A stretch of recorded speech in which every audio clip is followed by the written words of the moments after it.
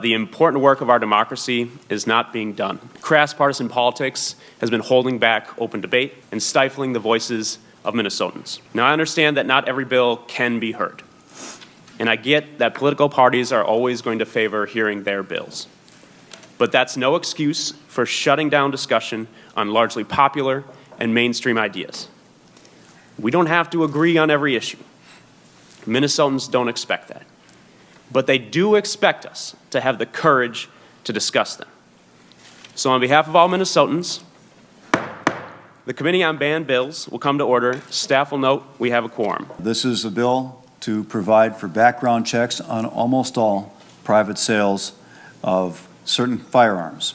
So about as straightforward as a bill as you have. I think most of us in this room and certainly on these committees are familiar with this issue, are familiar with Minnesota Care, familiar with the great work that we've been able to do in Minnesota to take care of our folks. Ultimately, and this maintains a theme we've already heard this morning, Minnesotans believe in caring for one another. Yet the vast majority of working Minnesotans don't have access to benefits that would allow them to take paid leave for family and medical reasons. Members, I have never had a bill that is as popular as this bill and as supported as this bill is in rural, suburban, and urban communities and don't get a hearing. So I have not received a hearing in the K-12 Finance Committee, although we have immense support around the state of Minnesota and tremendous need. Voting is not only our right, it is our power. The ignorance of one vote in a democracy impairs the security of all. The furtherance of this republic is in the hands of the American voter. Every election is determined by the people who show up. So I'm here to present Senate File 208 on the ERA, the resolution memorializing Congress to lift the deadline on ratification for the ERA. Applause is okay. Yeah.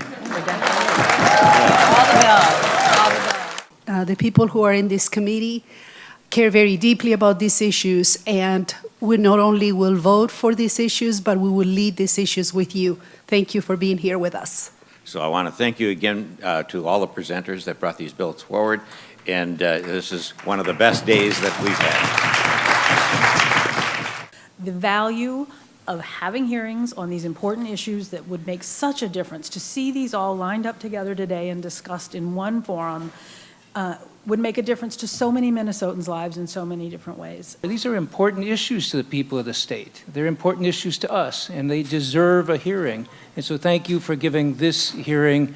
I hope that now we can move forward and actually get some real hearings in other committees and make it move, but that requires some other members of the Senate to be willing to actually confront these issues. The real impact these bills would have to positively change lives is what we're here to talk about. As you heard, these are bipartisan issues with broad support that somehow can't get hearings. And the reason why is pretty obvious. The only reason why you don't have open debate on issues with broad support is because you know your position is wrong. So hear the bills. We are adjourned.